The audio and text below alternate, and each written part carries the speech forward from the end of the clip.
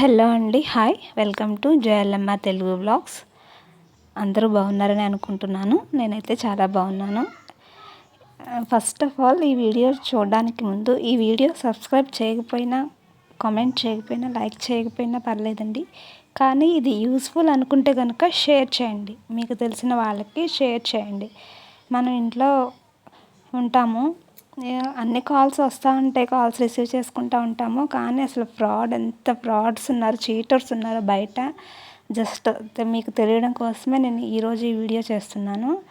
అసలు నిజంగా నేనైతే నా వరకు వచ్చేంత వరకు కూడా నేను నమ్మలేదు. అసలు నాకు ఒక క్షణం చాలా భయం అనిపించింది.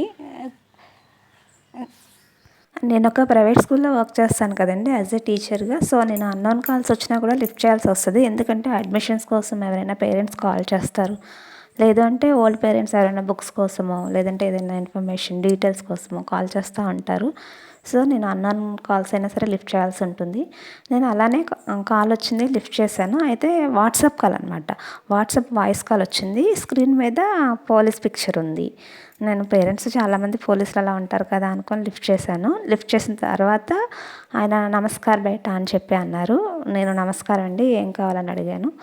ఆయన ఐఆమ్ పోలీస్ ఫ్రమ్ తమిళనాడు అని చెప్పారు. ఓకే సార్, ఏం కావాలని అడిగితే వాట్ ఈజ్ యువర్ నేమ్ అన్నారు. నేను Mahalakshmi, I am from AP sir అని చెప్పాను.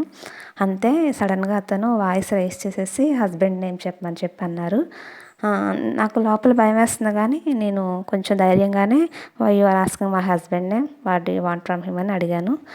అప్పుడు తను మళ్ళీ వాయిస్ తగ్గించి నీకు ఇంగ్లీష్ వచ్చా, హిందీ వచ్చా అని అడిగారు. నాకు హిందీ రాదు, but I can manage English అని చెప్పాను. అంటే టక్కనే ఫోన్ పెట్టేశాడు.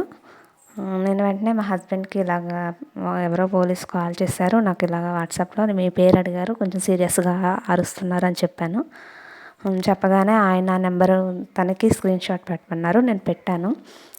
పెట్టిన తర్వాత కానీ అది స్కామ్ అన్న విషయం నాకు తెలియదు. అంటే నా ఫోన్లో ట్రూ కాలర్ యాప్ లేదు.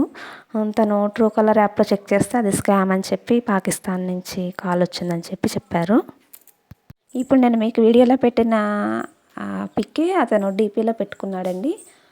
తనని ట్రూ కాలర్లో మేము చెక్ చేస్తే తన స్టేటస్ వచ్చేసి తను పోలీస్లాగా యాక్ట్ చేసి మనుషుల్ని భయపెట్టి డబ్బులు తీసుకుంటాడని వచ్చింది. అసలు ఎంత దారుణం అండి. అలాగే వాట్సాప్లో కొత్త కొత్త గ్రూప్స్ కూడా ఏవో వస్తున్నాయి. అది వాళ్ళు ఏమైనా లింక్ పంపిస్తే అది మనం టచ్ చేస్తే మన అకౌంట్లో ఉన్న డబ్బులు పోతున్నాయి. ఇలాంటి చాలా వింటున్నాము. కొంచెం జాగ్రత్తగా ఉండాలనిపించింది. ఇంట్లో ఉండే ఆడవాళ్ళు అయితే ఏముందంటే గబుక్కుని భయపడతారు కదా, జెంట్స్ లేరు, పోలీసులు కాల్ చేస్తున్నారు, వాళ్ళకి ఏమైనా అయ్యిందా, అలాంటి టెన్షన్స్ ఉంటాయి కదా, రకరకాలుగా వెళ్ళిపోద్ది మనసు. జాగ్రత్తగా ఉండండి ఫ్రెండ్స్. అన్నోన్ కాల్స్ కానీ వాట్సాప్లో లింక్స్ కానీ ఏవి ఓపెన్ చేయకండి. చాలా జాగ్రత్తగా ఉండండి. Be careful friends.